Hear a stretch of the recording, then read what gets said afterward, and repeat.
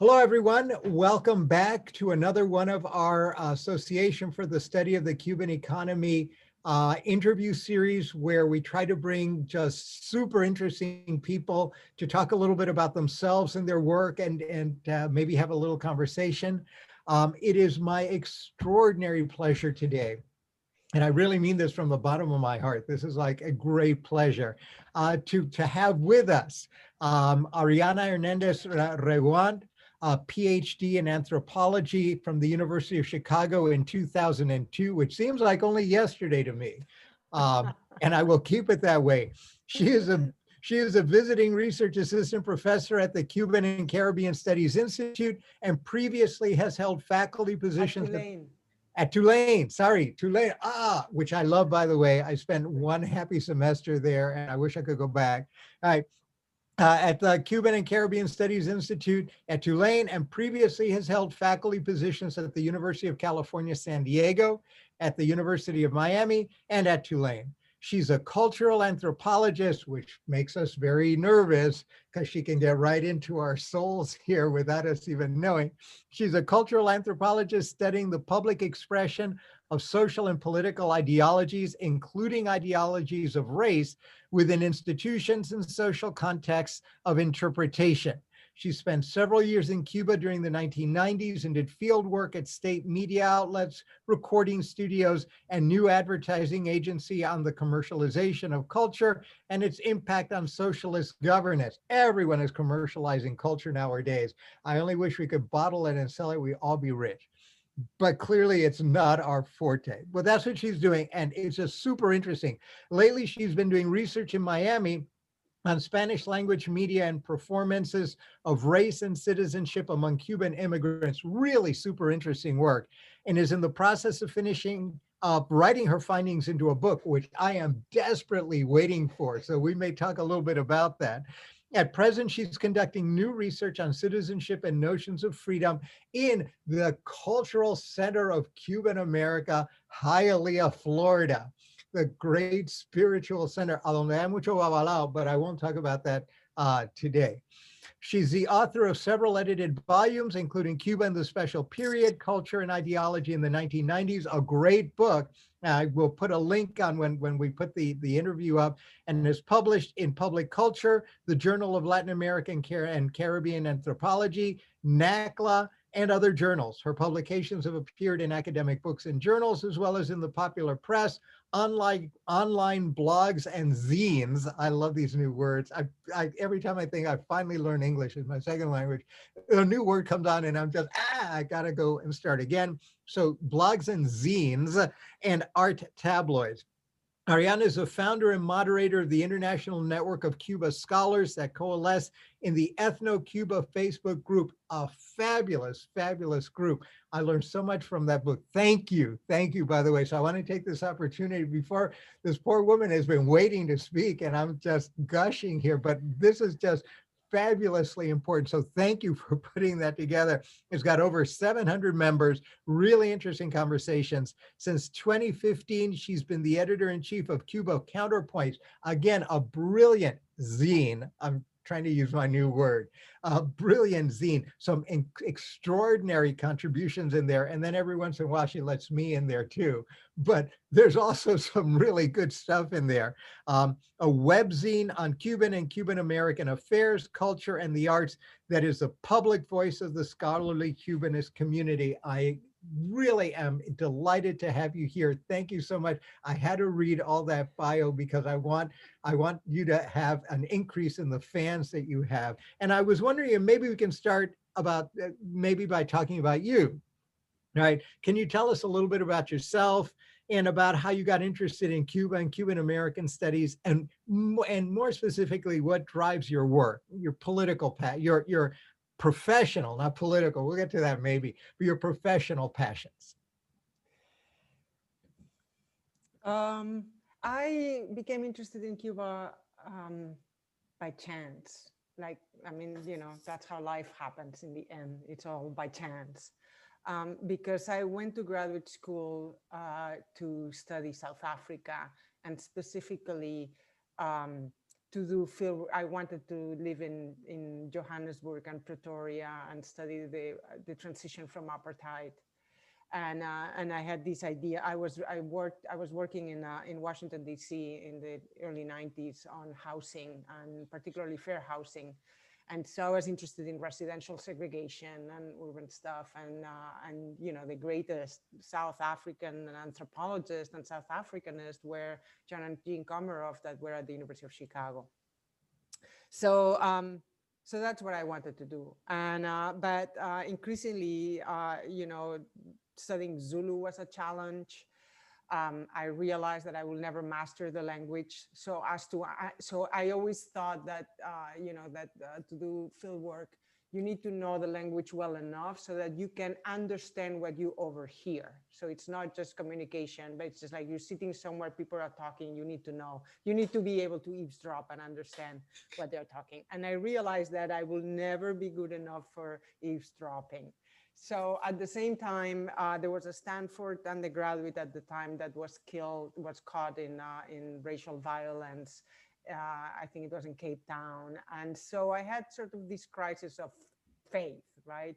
And thinking, well, you know, like, do I really want to go to a place in conflict with very difficult African languages, and you know, and I asked people that had returned from the field in anthropology, graduate students, how much they enjoyed their fieldwork years. I also thought, you know, like, the years of research in the field are like the best. This is the adventure of your life. And so I asked a friend of mine who had done research on violence in prisons in Northern Ireland. And I said, well, how were your years of fieldwork? And she said, oh, so interesting. Well, but did you have fun? I was like, well, no, fun, I didn't have fun.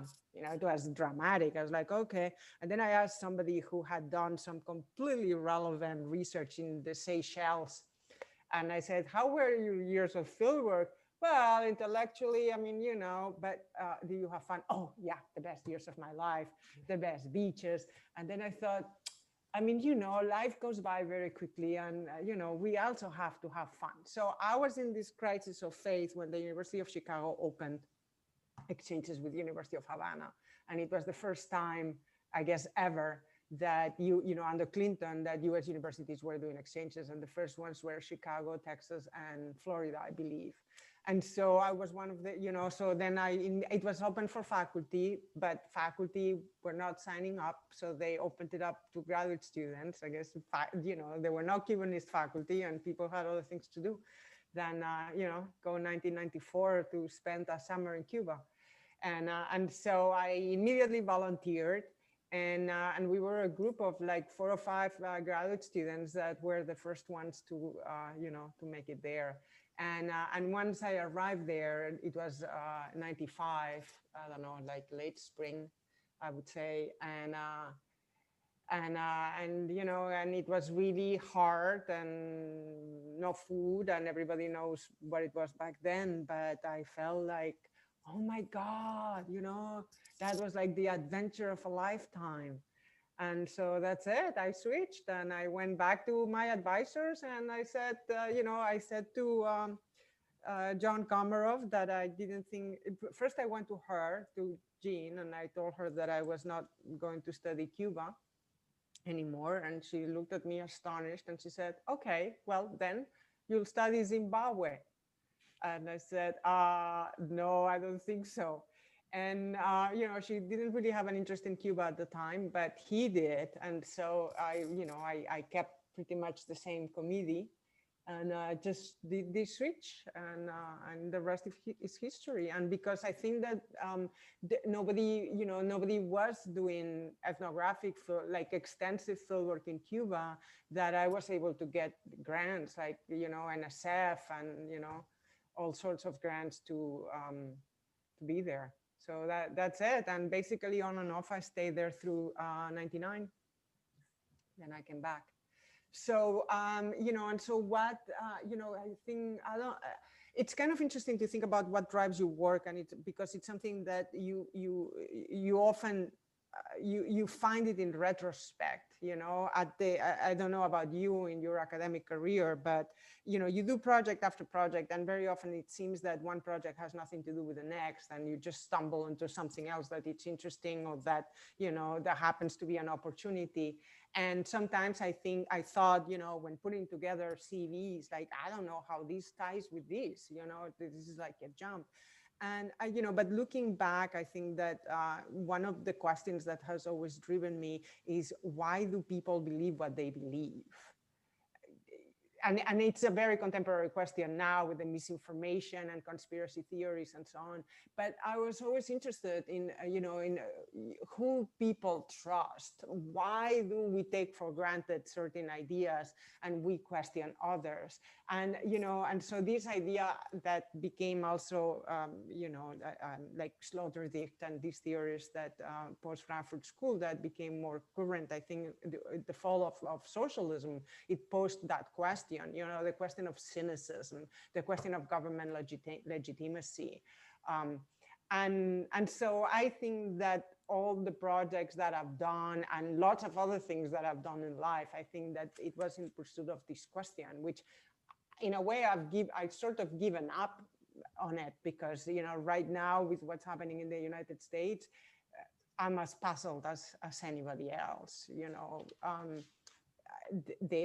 How hard it is for so many people to discern what's logical, what's not logical, what makes sense, what sources to trust, right? And I was talking to a friend last night a little bit about this, and for instance, like she didn't like that now Facebook, you know, adds a line that says this is questionable, or this hasn't been proven. Like, she thinks that you should be able to tell lies, and it's up to people to figure it out. So like Big Brother telling you this is right or wrong, this is very problematic.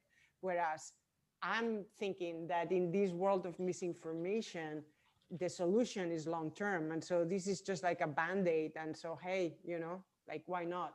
So, but in any event, you know, like, that was a question that that guided me, and you know, in Cuba, and then later, and then also here in my later work about Cubans for Trump, right? I mean, when there was a conversation, you know, like when I went to do fieldwork into a state radio station, a government radio station in Cuba, how did people that were, whose mission was to put up a discourse on the airwaves about socialism and about prosperity in a socialist country, because it was a station for tourists, where I did most of my field work. How did they, you know, how did they navigate all of a sudden having a foot on this foreign company world, where value is calculated in a very different way? It's value and values, you know? And so how can you support, you know, be, you know, how can you fulfill your mission of putting out a discourse on the goodnesses of socialism when you are seeing firsthand the contradictions that this commercialization is posing, right? How can you put out a discourse of, you know, the value of labor when clearly what's valuable is speculation? And so, you know, so even people, you know, I interview people that they had to do radio ads, and I have a beautiful interview with the guy who made his first radio ad ever. And it was for a company that, you know, that was gonna advertise for the first time in this radio station. And then the company wanted to pay him, and he had no idea how to value his work, because doing an advertising was part of his meager salary as the station, as it is, you know, putting records on or archiving tapes or something. And but then he had to figure out what to charge, and he had no guidance, he had no idea, but he knew that he had to, even if it was under the table, because thanks, you know, like they figured out, these professionals, that thanks to, you know, before they worked for a salary, and at the radio station, and the money that the radio station made will be redistributed among everybody for the prosperity of all. So that's fine. I'm making what I'm making because this is for the community. But now my work is making these people money. Thanks to, like they figure out that even the actors in the commercials, that if they were more enthusiastic, the product will sell more and the company will make their money. Therefore, their enthusiasm had a price. Otherwise, they would just read the lines without enthusiasm, and who's going to buy that, right? And so that was fascinating to me, how people began to value the quality of their work in ways that before it hadn't even occurred to them, right? Wow. Okay. And No, so, yeah, no, it's just fascinating. And I wanted to pick up a thread of what you were saying, because I hear what you're saying, but I come from, again, a very different perspective. And mine is the perspective of semiotics, okay. as opposed to cultural anthropology. So I'm sitting here as you're talking, trying to put together what I see are three blocks of signs and of meaning symbols, right? Lies, culture, and ideology. And when you add cultural depth to those markers, you can ask, well, when you talk about this, you really do begin to see this connection between ideology, which to some extent is involved in a conversation that produces culture, which then makes it possible to discern at some level something that is compatible with cultural ideology, which is truth, and something which is incompatible with cultural ideology, that is, there's a dissonance in meaning, which then is lies. If that's the case, then a lot of times what we may be talking about is not necessarily lies in the sense that the sun is yellow. No, the sun is black, right? Those kind of things. Rocks are hard. But actually, what we begin talking about, lies and truth, are really lies and truths in the ways in which we perceive, or we're permitted to perceive, and therefore are able to both interpret and draw meaning. And so all of a sudden, all of these things, and your example of the Cuban guy at the radio station is just perfect when you talk about this, because in a sense, then you wind up, at least from a semiotic ears of cultural anthropology, you wind up completely destabilizing the notion of lies, or rather you embed it much more deeply in a cultural ideological way of interpreting, and therefore drawing meaning, and therefore discerning truth. No, but except I'm not sure. I don't think I agree with your premise, because we know that neither truth nor lies were elements in decisions over legitimacy discourse. We all know that what you hear in advertisements are a lie, but we know that this product is not gonna, it's not gonna make you feel like you're Superman, or it's not gonna make you younger, or that this restaurant is not the best place for your wedding, but we have a lot of tolerance to, to stretch. And what we know from also people who, anthropologists that work in Russia, and we know also in theory from, the idea of slaughter, the stuff about kinesicism and so on, is that people did not need to believe that what the leaders said, for instance, in socialist regimes, but not only, they didn't need to know that it was true. Very often when Fidel Castro spoke, people didn't take him literally. So also the notion of truth and lies, it's almost irrelevant. So that gives it like a, again, more depth, because you trust this leader, knowing that he's doing promises that he's not going to fulfill, or you trust this product, even, when it's telling you that it's going to do things for you or create this world for you, it's not true, but you still might buy it, So,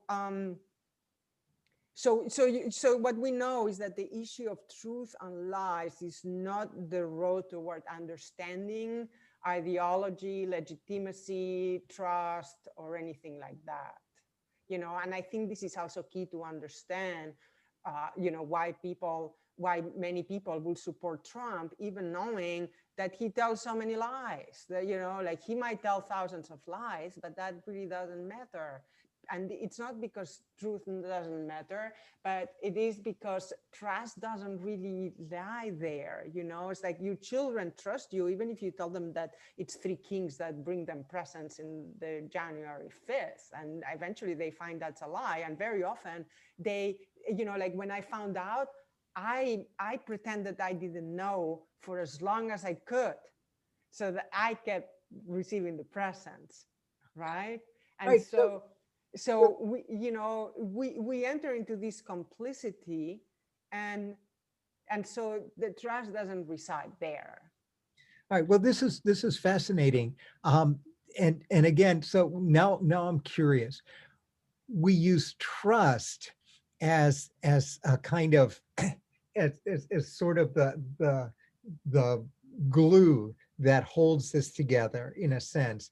But when you talk about trust, what do you mean? So, for example, an employee may not trust the human resources department at their university, but they still have to work around them. They don't believe a thing and they don't trust them, but they deal with them. But you're talking about something very different. So I was wondering, maybe if you can talk to me a little bit about what do you mean more precisely about trust and well, how. in the sense of relinquishing the power of governance. That's what I mean. Oh. Right. And because this is how, ideology and hegemony is thought to be, is thought to be sort of like the structure that fosters a belief. And that's why people do not revolt against this structure, right? Because it's a social contract. It's like we have a social contract, and we relinquish some of our power and sort of space for action in the state. Okay. Right? But we do need to have some trust that they are going to do their part of the social contract, right? And ideology is normally what holds this trust together, but ideology is different from truth. There doesn't have to be a truth for you to agree to this relinquishing. Okay.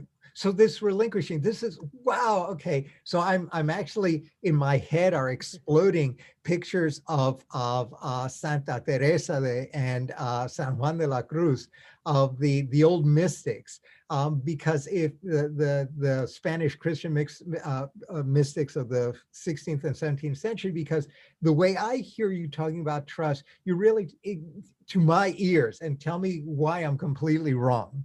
And this is more devil's advocate-y kind of thing. What I'm hearing is trust invariably in a cultural context involves a surrender of some kind, a giving up, perhaps of autonomy, perhaps of consciousness, a giving in, and there's almost a religious element to this, the way in which you surrender to God. Well, transactional. It's also transactional, not necessarily religion. It's convenience, and it's transactional. There's there's an ethnography that Berkeley anthropologist Alexei Yurchak did on late socialism in Russia, and taking this, he takes this idea of Sloterdijk, that people didn't need,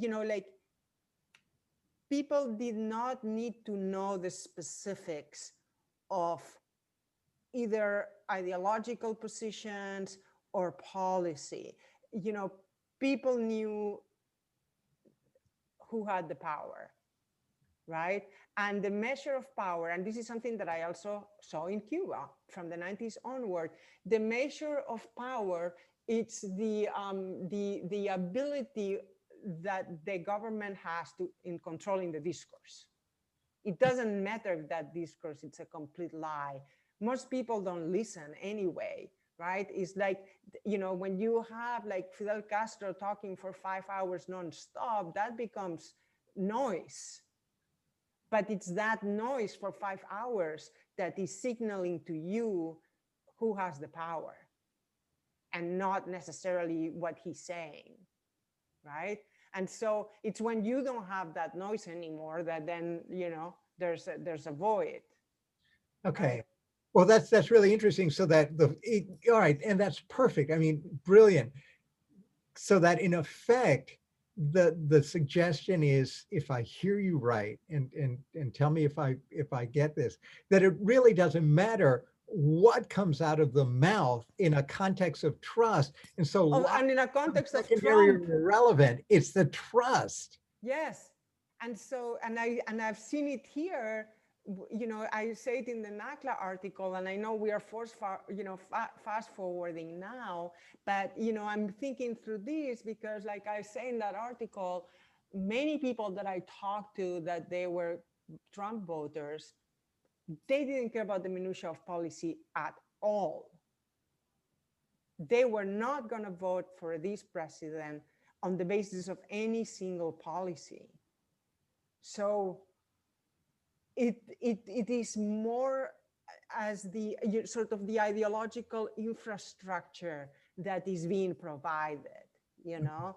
It doesn't have to be truths, because they'll tell you all politicians lie. Or when you would say, well, how about the pandemic, how it has been mismanaged? Oh, well, you're saying that because you're not in his shoes, but nobody knew. The Spaniards did it wrong and the Chinese did it wrong, and nobody knows, you know, like everybody has been operating by trial and error.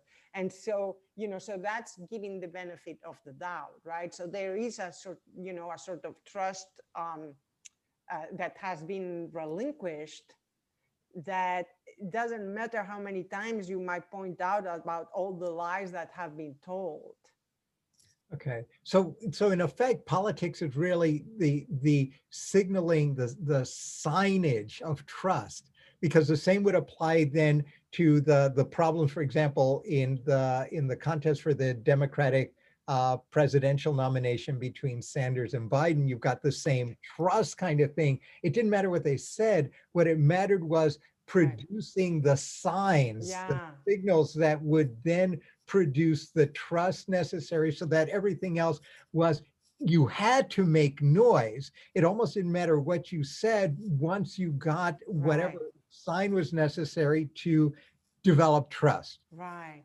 And yeah, no, I mean, you know, this is food for thought, because it's not like I have, you know, all the answers written down. But I think that the fact that Bernie Sanders repeated the same thing over and over and over in every interview, he always repeated the same 5 ideas and never strayed.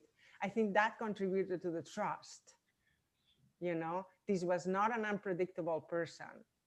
And I would think that but then, you know, it's kind of interesting, because some of these arguments also you see that there's more when they switch, because, you know, he was not unpredictable, therefore he was trustworthy. But then in the cases of other politicians, they've been there for half a century, so it's time to move on, right? Right. You can trust them, but you don't want them anymore. Right. Yeah. Right. But yeah, the issue is that it's not, that's why I'm saying it's not about the minutia of policy, it's about the pomp, about the performance, about the, you know, the symbols that are being activated.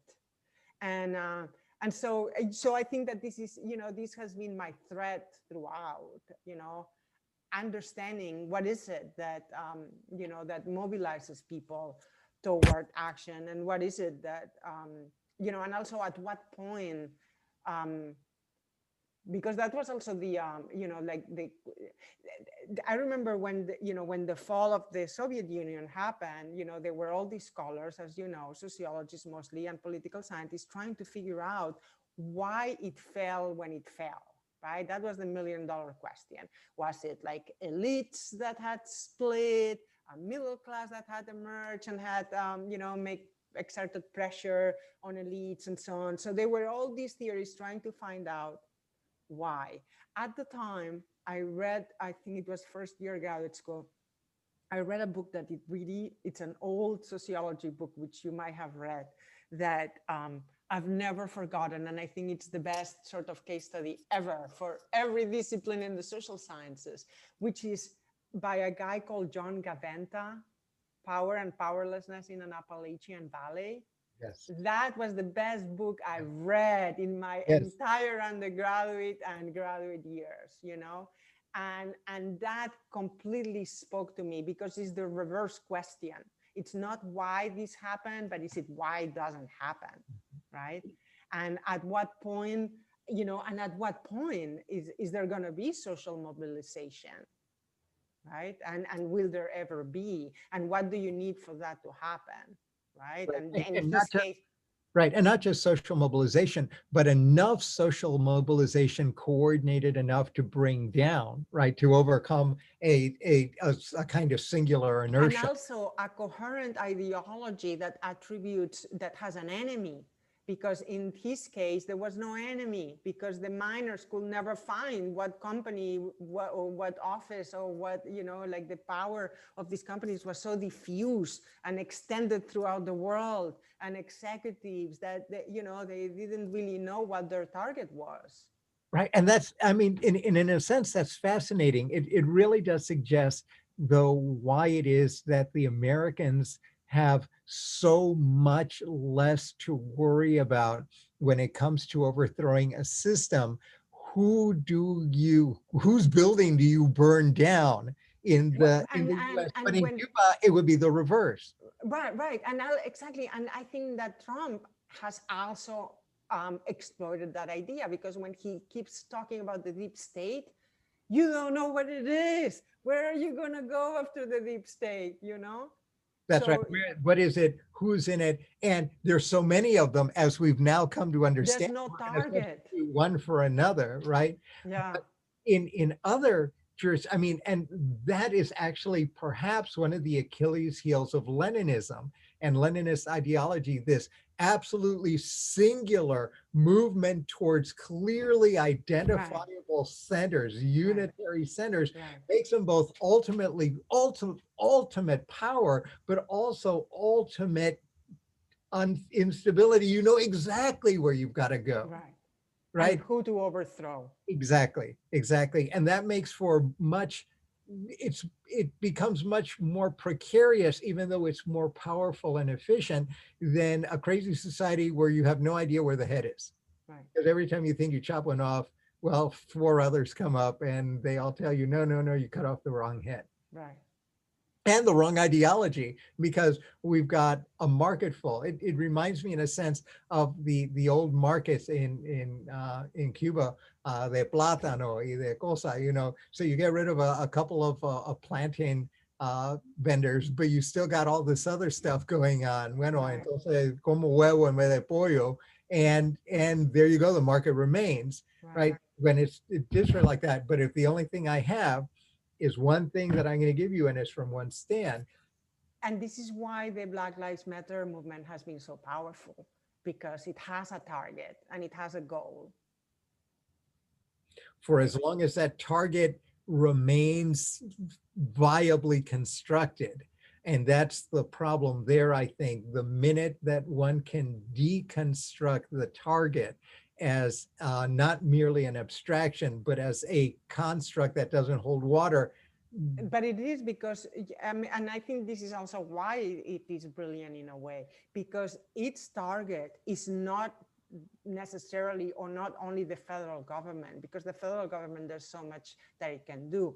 Its target, it's counties and cities. Like when you see that the city of Miami Beach, where I live, 60% of its total budget goes to safety. Really? Yes. And I think Miami-Dade County, it's about 50%. And this is pretty much average in most cities. So if you think of all the, all the money that's generated through property taxes, through sales taxes, and you look at the budgets, local budgets, half of that money goes to safety. It's the parallel of the federal government and the defense budget, at the local level. And this is what, this is something that activists are targeting in many cities and in many counties and towns. So, but there's a danger there as well, because just as there is a sense of betrayal in devoting most of your money to policing, there will be an equal amount, or there has been, at least traditionally in this country, an equal amount of disdain when all of that money goes towards services in which the state appears to be managing your most intimate relations, the way right. you raise your kids, what you teach them, how you live. Is your house clean enough? Do you have, who's the person you're sharing your house with? How many of them are there? I recall back in the old days, in the 60s and 70s, in welfare programs, for example, the notion of the intrusive state now re-engineering the families of the poor, and then holding over them the power to either keep money or take your kids away, became in a way as oppressive. We didn't call it a police power. We called it, we're reinventing. It was almost a quasi-Leninist project, the ideal family. But its pinch might have been felt in a very different way, but still would have been felt with the same intensity that you feel when you turn to purely the techniques of an occupying power.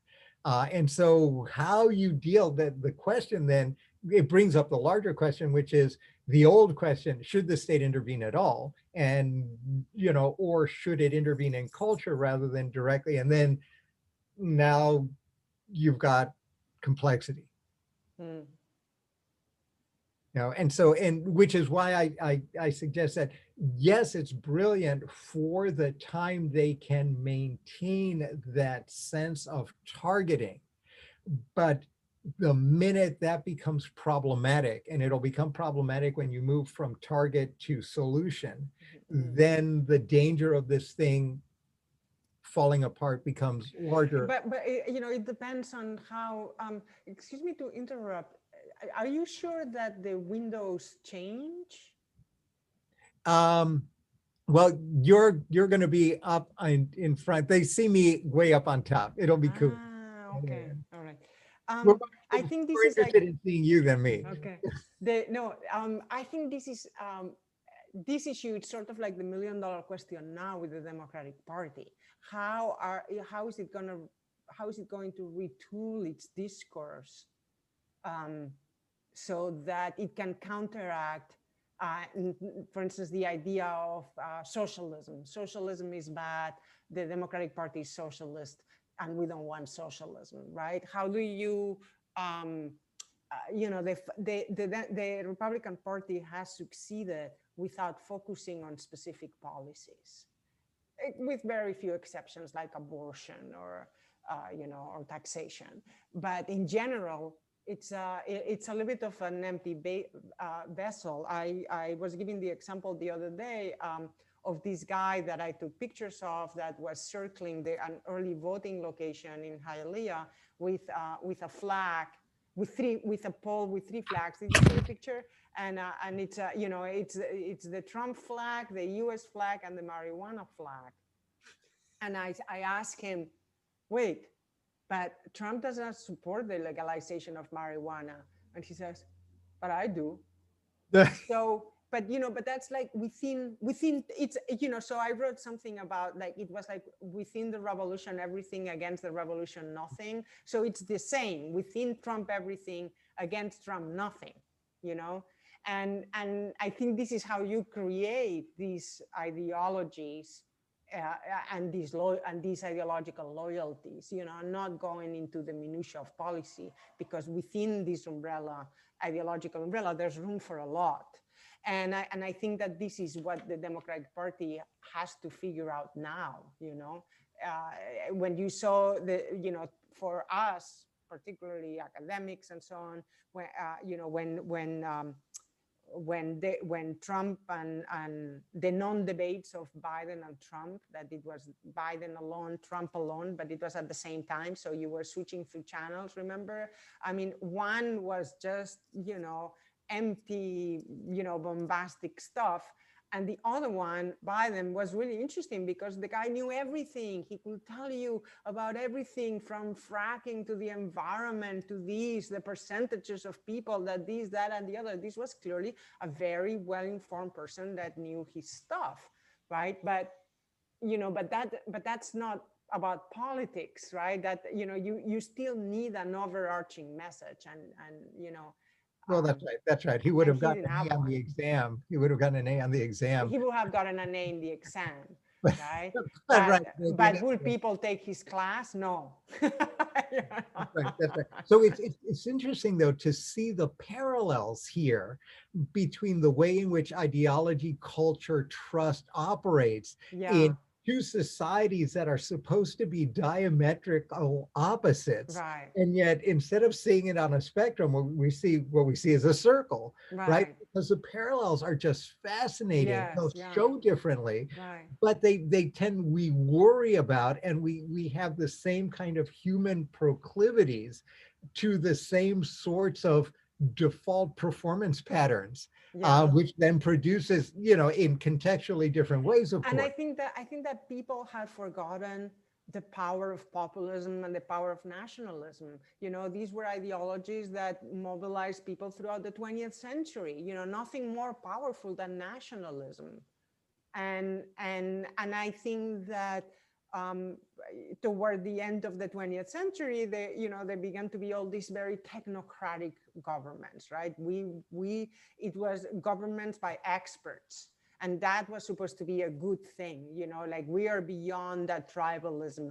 Now we want experts to solve problems. And I think that what we see is that, no, we cannot turn the page, like, yes, we want a government by experts, but those ideologies were very, they are very resilient and they were very powerful for many reasons, and they still are.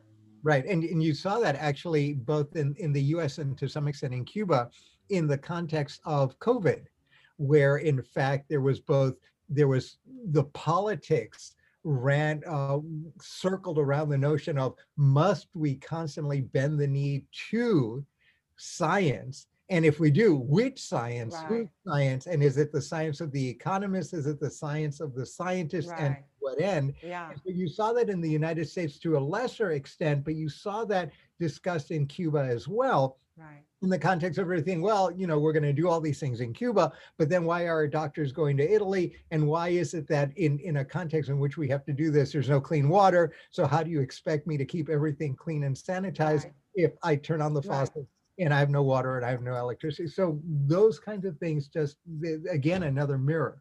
So, but I'm wondering, this is just a fascinating discussion. We can do this like for hours, but I wanted I've got a question for you. Going back to your early work in the 90s on the commercialization of culture and its impact on socialist governance. And I was wondering if you could speak a little bit more. We've talked a little bit about it, but I wanted to focus in a little bit more on this work and perhaps suggest some insights that can be of value as we look to the future, both in Cuba and in Cuba's cultural center in Miami. This notion of commercialization of culture and its impact, well, of socialist governance in Cuba, certainly from Havana and Miami, but of governance in general. Hmm.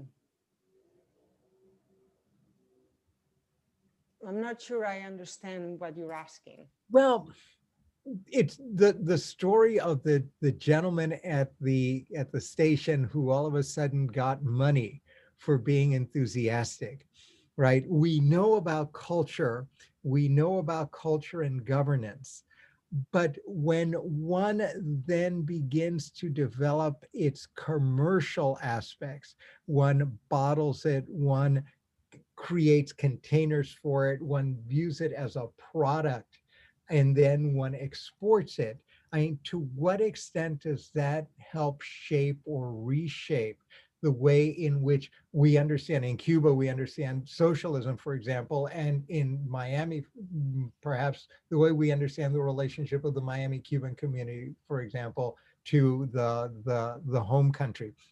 The commercialization element of politics, and especially cultural politics, had been relatively anathema. We never talked about politics, political discourse, and ideology in commercial terms, that is, in terms of markets, except American judges, who every once in a while, although they were stark raving mad in a sense, because they really didn't know what they were talking about, the marketplace of ideas. It was some kind of Socratic market, where what we were really talking about was the turnip markets in some rural town, which is much, how shall we say, messy than these elite intellectual markets.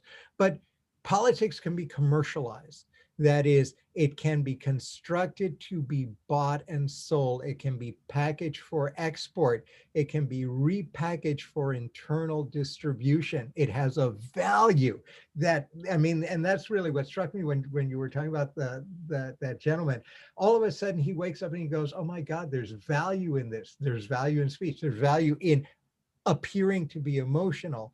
To what extent do you see that commercialization becoming not just endemic, but now normal, as opposed to the traditional way, for example, that one might view cultural politics as something that is detached from, and that in fact might view commercialization as something that's dirty or beyond it?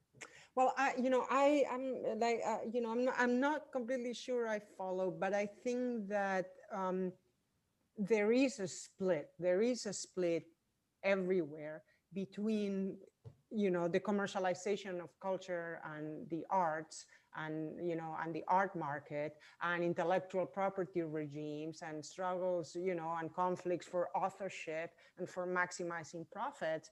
But still, in the last 15 years or something in the United States, the notion of what's called, social practice art has become really, really strong, which is different from activist or political art. And, I think that there are many artists that are developing both practices. And, like on the one hand, artifacts for for buy and sell, and on the other hand, an art practice that it's a community practice, that it's a socially conscious practice. I think the foremost example in the Cuban context is probably Tania Rivera. She has theorized it, and she has formulated that, and she has, and she has really engaged in both. And I think that and I think that we see here too. And so basically the old notion of cultural production and art production for the good of all hasn't gone away. The market has not taken over. The market, we have Art Basel in Miami every year, not this year for the pandemic, but that is a huge marketplace of art. But it's self-contained, that's a market. But some of these things, you can call it art, or you cannot you can call it design, or or you can call it decoration for your home, or collectors, so that that they expect these things to raise in value. Most often they don't. So what you're really talking about then two different cultures of value, right? So well, we see it in music too, but music, it's even more dramatic. When when the market of recorded music kind of collapsed with social media, and so unless you are like a huge star, musicians make money in in live performance mostly, right? And so this is also a turn of events that it sets musicians back 100 years, right? And so I think it's the same in all the arts. And so I think that in Cuba in the 90s, they tried to commercialize the arts and the media and so on by by pegging it on the one hand to an art market, and then on the other hand to a market of anything, so that artists could work in advertisement and so on. right? So that was that was a way to generate income, but there are still plenty of of cultural production and music and art that is not within those circuits. And I think that the most astonishing development has been that in the US, the sort of reputable artists and theorists and curators have gone this social route instead, and even looked down on the art market, which is just a way to make money. But art, Well, it's something else. but then how do you value social art? I mean, I'm hearing basically two value systems. One more commercial or traditional commercial in nature, but the other one has value too. But it sounds like value, It's the in foundations. dispute. It's in dispute, and that brings to mind a case that I worked on as an expert witness, a legal case. Okay. And Yeah. it was here in Miami when I first came. You surely know the Chinese dissident artist Ai Weiwei.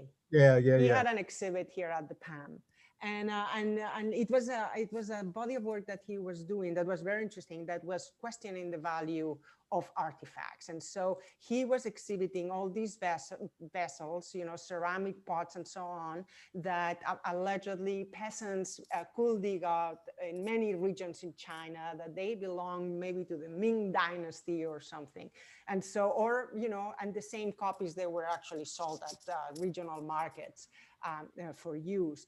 But that project of his consisted on him digging out or buying from peasants some of these pots that were said to have archaeological value, and he was then stamping his initials, and then that was becoming an art piece that costed a lot more than when he bought it from. And it was like nobody wasn't sure whether, and he didn't disclose it, whether they were true archaeological artifacts or he just had bought them at the at the market.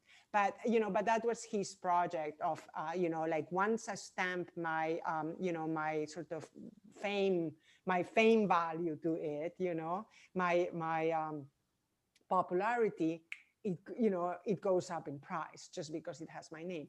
And so along with this exhibit, and this is the background, there was a video of his in which he takes one of these vassals and then drops it. Ah. And the message is that he can do that because he owns it, And so he, as the artist under capitalism, he's the one that sets the value of his art. So it's his signature, really, what has value here, not the piece. Okay, so this was the exhibit that traveled around, went to Toronto, and then came to the PAM Museum, and the main art museum in Miami. So this guy that I never heard of, allegedly a Dominican artist, who was allegedly not like a successful artist at the time, he went to this exhibit. He grabbed one of the pots, and as he, and the installation had several pots, 7 or 8 or 9 or something on the floor, and then there was the video. So he grabs one, and at that moment, a security guard says, "What are you doing? What are you doing? Don't touch that." And then he goes, and he drops it. And so it breaks in a million pieces. They arrest him and throw him in jail for like 3 days or something. And, and then they accuse him of destroying art. He has destroyed art. This is going to cost him a fortune, and Ai Weiwei of all people. And so I wrote a piece in his defense at the time. And that's how I ended up as an expert witness. So I wrote a piece saying that, in my view, because then Weiwei reacted by saying that he was an asshole, and that next time he should buy his own pot and break it, but not come and break mine. And to me, that was so unbecoming of Weiwei, and so small-minded, because in my view, what this other guy did, he's called Maximo Caminero. What Maximo did, he only went a step further with Weiwei's work, because you know, like Weiwei showed that by putting his signature on it, this was worth more. But what these other guys show was what was happening in the stock market with junk bonds and so on. He showed that anybody can come in and they're going to drop it. And you know what? Now it's worth nothing. And so in my view, this was like the leg that Weiwei was missing. To me, that was the completion of the performance, you know, some random person coming in. But you know, so I wrote something somewhere in some blog, and then next thing I know, I'm invited around town to give talks, and you know, and people are kind of like, you know, like trying to put money together to get this poor artist out of jail. And when they ask him why he did it, he really doesn't have an answer. You know, I think he went mad for a minute, or maybe he wanted his 1 minute of fame or something. So his lawyer, who was an ACLU public interest lawyer, his lawyer contacted me. And because not only, you know, like this guy was charged with, you know, 1 million hours of community service, and then they wanted him to pay millions of dollars for having broken this thing. And so the question was, how do you establish the value of this piece? So now there's not only Weiwei's performance, this guy performance, but now they want to monetize it. And, you know, because there's an insurance here, and the insurance doesn't want to pay for this. This guy has to pay for this. So how is it decided how much it is this piece that this guy broke, right? And the insurers and the collectors and so on, and Weiwei, they claim that he broke a piece that costed, that's you know, that in the market, what Weiwei's works go for, this cost millions. So the lawyer calls me up and says, how can you help? And I said, one way or another, I'll figure it out. So I thought and thought and thought and thought. And then it kind of dawned on me and something. So I requested videos of all the places where this installation had traveled before. And I realized that the number of pots was different in every installation. So here there were 7, and in the place before there were 8, and in the place before there were 6. Therefore, the value of the installation of the piece was an installation, was not altered by having one more or less pot in it. Oh my God. Therefore, it's worth nothing. This single pot by itself is worth nothing. Right, it's the show itself. It's the show, and the show has traveled, and it had different number of pots, you know? And so, and even I think somebody told me that, of course, sometimes handlers break them, you know, and Weiwei has like a bunch at home, so he sends another one. And so breaking 1 out of 8 does not alter. You can have the same piece with just 7. You don't need the 8, right? And so that's what made it. And then at the end, I think he only had to pay like $100,000 or $25,000 or something. Yeah. Only. Yeah, right. And That's, so that I'm was horrified. this was well, no, that's a lot, but they wanted him to pay 1 or 2 million, you know. So at the end, I don't know what it was. Maybe it was not 100, maybe it was 10,000. He paid, I don't know, something, something really minor compared with what they wanted, you know. But, you know, that was like, in that case, my way to answer the question of how much is this worth? And my started thinking was, this is worth nothing. And I'm going to show that this is worth nothing, you know? Right. And then, of course, the question is, what is it that is valued? Is it the installation as a whole? Is it the pot? It is, well, it's not the pot, clearly. Right. Is it the signature? Right. Or is it the offense to the majesty of the artist, that what you're valuing is way that's what they were valuing, you know? But I think actually that the whole performance process was super valued by the intervention of this random actor. but that, but that's my view. But anyway, it's a little bit of a tangent, but it's, how you value a piece of art is contextual. There's no inherent value. That's the market, obviously. That's the problem with the market. Right. But it's funny, you're talking about this story, and I'm hearing, for me, this is almost a metaphor for the the breakables that are the various parts of political ideology in virtually every country. You really have, in some, culture tends to be a very harsh mirror, and humans tend to be very simple. We repeat the patterns over and over and over again in different things. But if you think about it, that story you just relayed and your intervention in it is really a remarkable metaphor for the contextually different political ideologies that one sees in both Cuba and the United States. So how far can you go before the ideology itself falls apart? How Right. much can you push? And you can push a lot. Right. You can push a lot, and then that moment, right? That moment comes, the wall comes down, and you have no way of knowing when, how, if. All it took was this random guy in one exhibit. And now all of a sudden, because he got his $10,000, but at the same time, now people are freer to mock. And by mocking, devalue. And by devaluing, all of a sudden you now are setting things in motion. And so you've got this, in fact, the whole world in here in terms of the performance, effectively, of political ideology. This is just fabulous. But I know I'm exhausting you. This has been but we're going off in many tangents, but I hope it's fine. But I want to go off on yet another tangent. I find your work on Cuban counterpoints and Ethno-Cuba, the website, to be just extraordinary and extraordinarily helpful. You talk about, if you're looking at social art, in a sense, this is social discourse, which is profoundly useful, for which you gift effectively to everyone. I was wondering if maybe you can talk a little bit to us.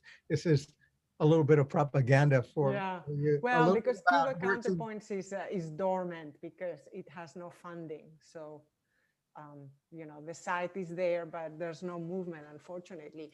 But it actually all started way before with a blog that actually was the idea of my dear friend and colleague, Paul Ryer, who was another anthropologist that came to Cuba. We were the same cohort at Chicago. No, he was 1 year ahead, but the same cohort, the same little group that we first went to Cuba. And he wanted to do a blog called Ethno-Cuba for just like the handful of anthropologists that could write their stuff. And I said, no, I want something for the public. We want, I want us to make commentary that is relevant to everybody. So from our experience and knowledge, that we talk to the public. And so, so everything started there, and that must have been, I don't know, maybe 2008 or something like that. So, and so we had guests, bloggers as well. And I wrote an article on Radio Martí, also making the case that if you, like the government at the time wanted to defund NPR, but give more funds to Radio Free, the Voice of America. And so I made the case that, that if you do one, you also need to do the other. And this was picked up by, newspapers and so on, right? These bringing them the two together.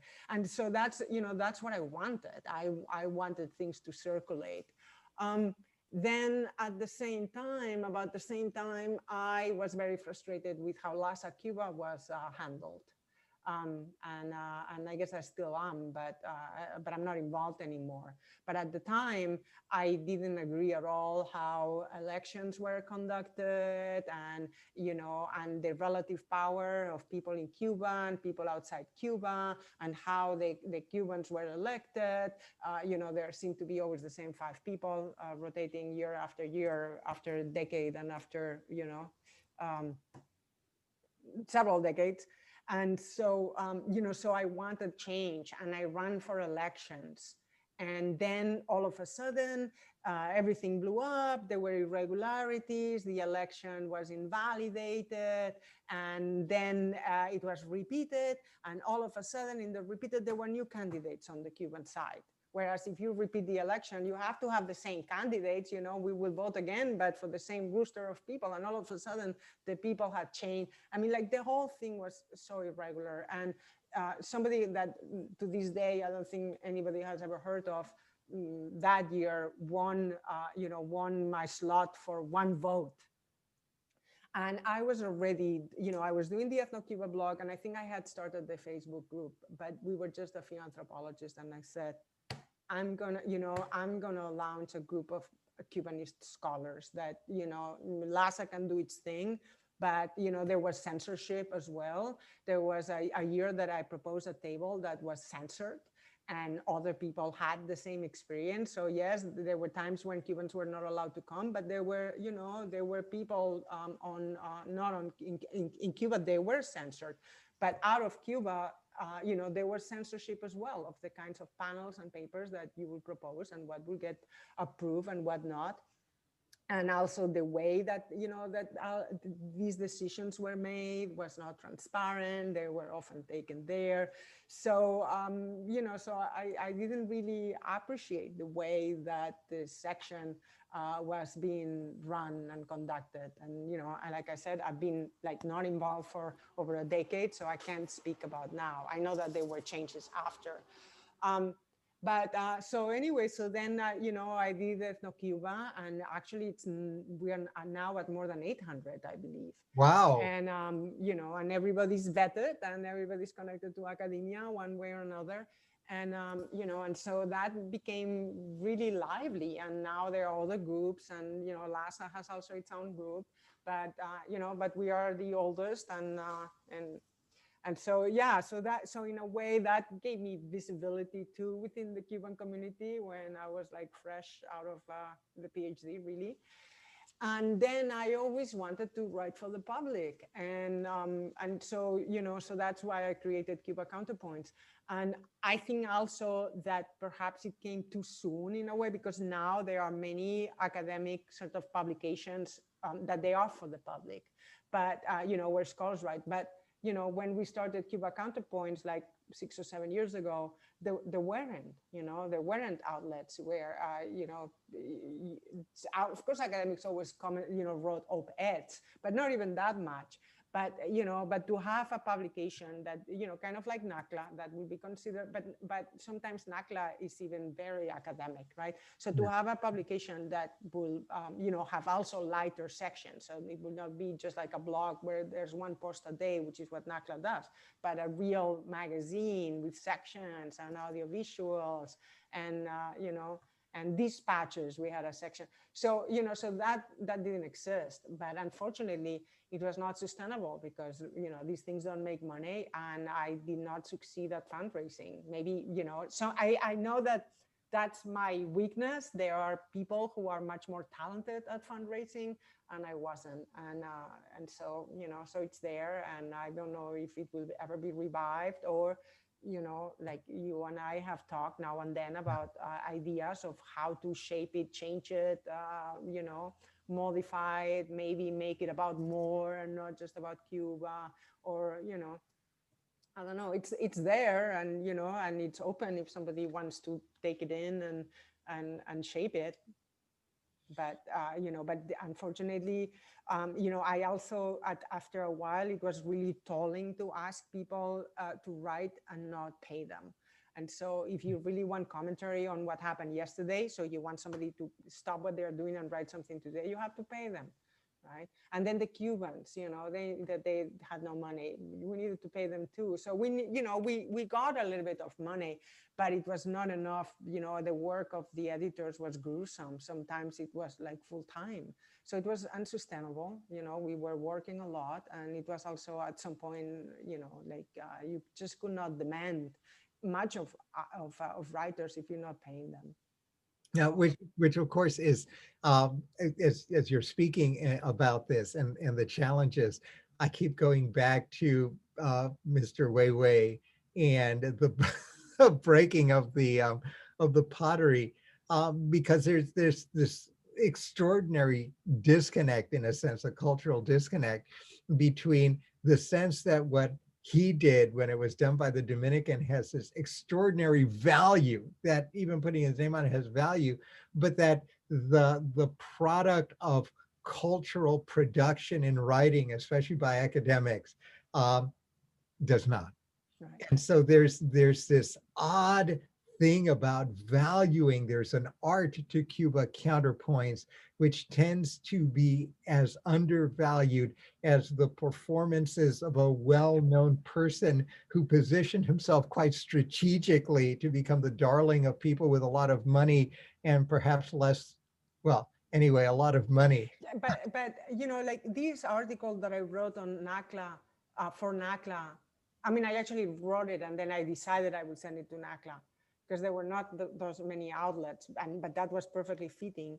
I mean, within hours, thousands of people had read it, you know, and I got called from the New York Times. I've done all sorts of Zooms.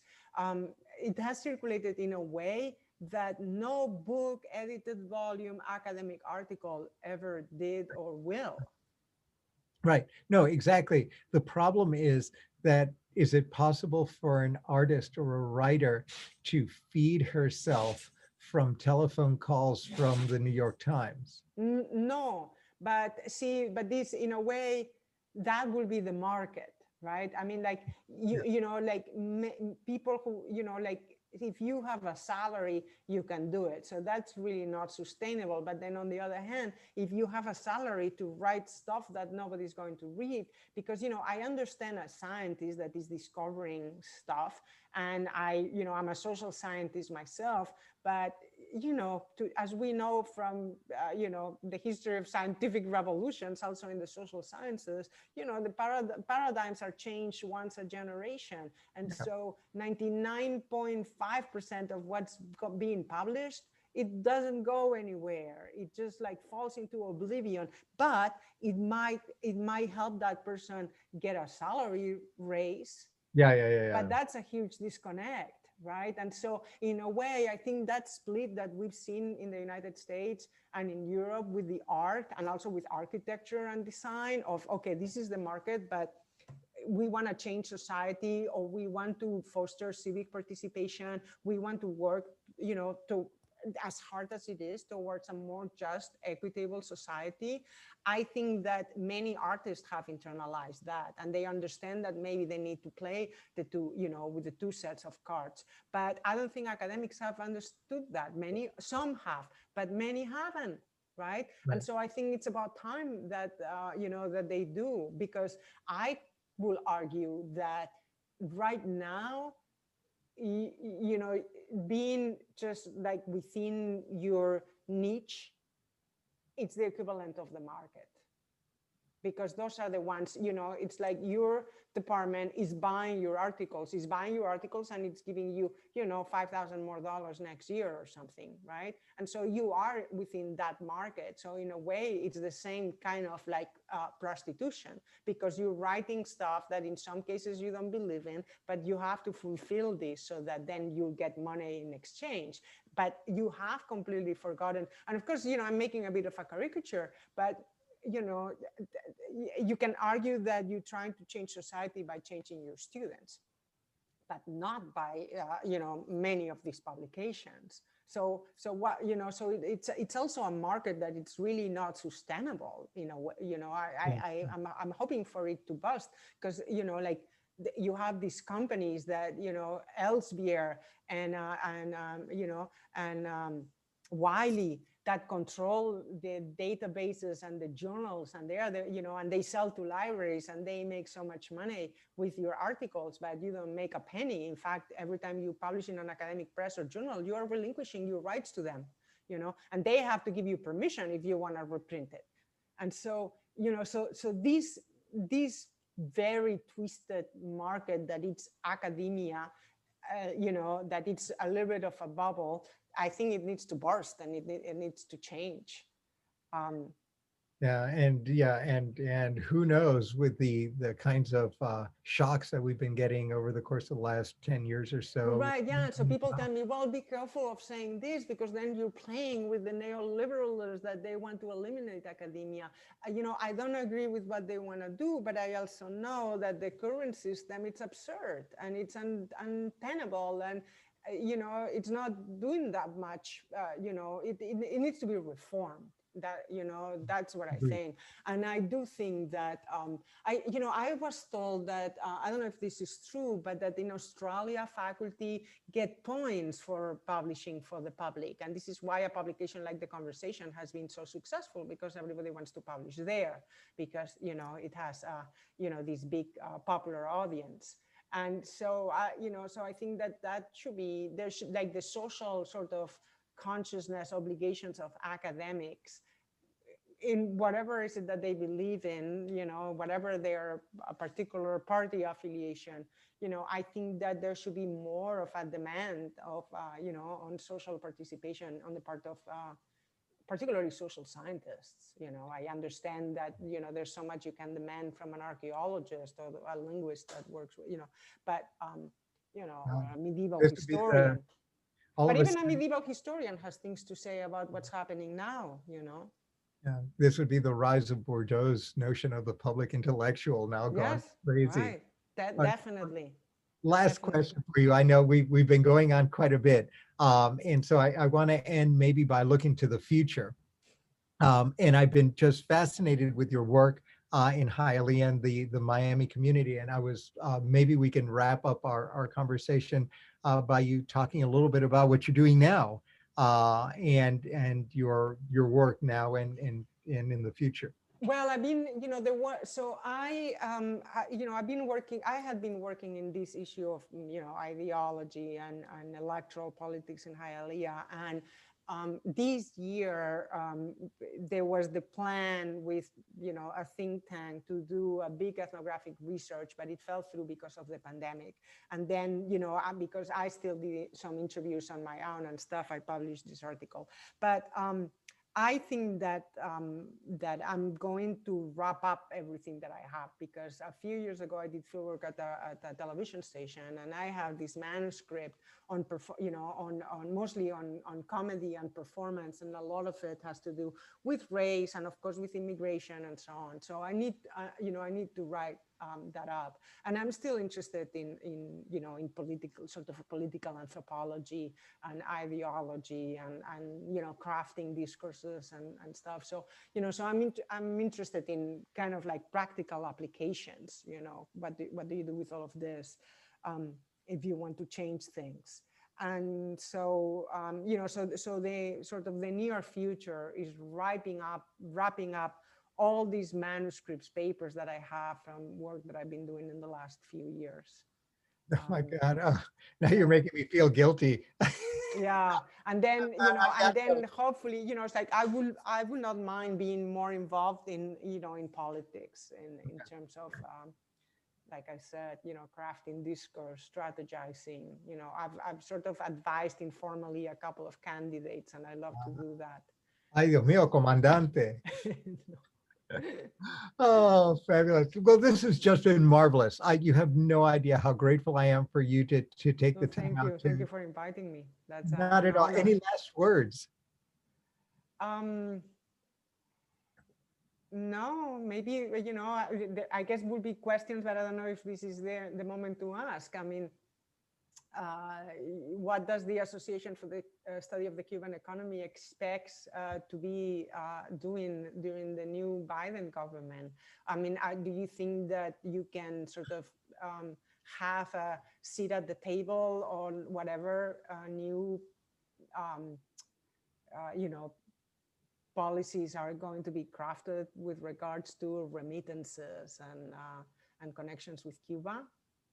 How is the association being active in that sense? The question is well timed and well placed. But it's also a delicate one. The association is grounded on being completely apolitical. I see. And so we pride ourselves on being able to put out the same kind of analysis and the same aid, irrespective of who happens to be in the White House or the Senate or in the administrative units. My hope is that we will continue to remain ever more current and offer advice from our perspective to anyone who is willing to take it. You know, it really is almost a story of the old lady in the turnip markets. I keep this my image of the day, right? I've got my turnip. It's a great turnip. It really is profoundly interesting. I don't care who buys it. If you've got the power to cook it and eat it and learn from it, then my God, don't take it, but we'd love for you to give us a donation too, as we've been talking about with Cuba Counterpoints.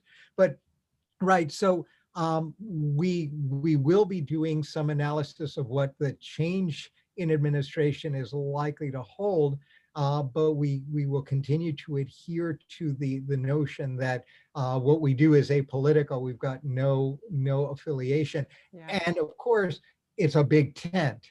right. Political parties tend to be smaller and smaller tents. It's a big tent, and there's a fairly broad spectrum of political views. But again, in terms of our work, the work would be apolitical, not, as we suggested, not scholarly in that traditional detached way, but more in the way of analysis. This is what we see. This is, if X, then Y.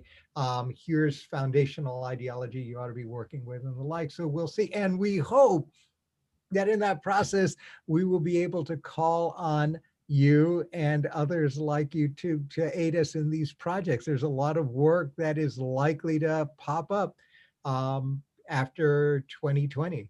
Yeah, and on this side, I used to write for a magazine that was Cuba Trade Magazine, remember? Yeah. So I used to write for them. It disappeared, but I wrote an article on the Chinese stores that that Cubans here brought stuff, and I suppose they are all closed. But yeah, anyway, there is a lot to do on this side regarding trade, also at the grassroots level. So, Exactly. okay, well, Exactly. we continue to be continued. Exactly. So thank you very, very much. I hope our audience enjoyed this. Please send our direct questions and comments to us, and we would be happy to continue conversations. So again, Okay. thank you. Thank you very much.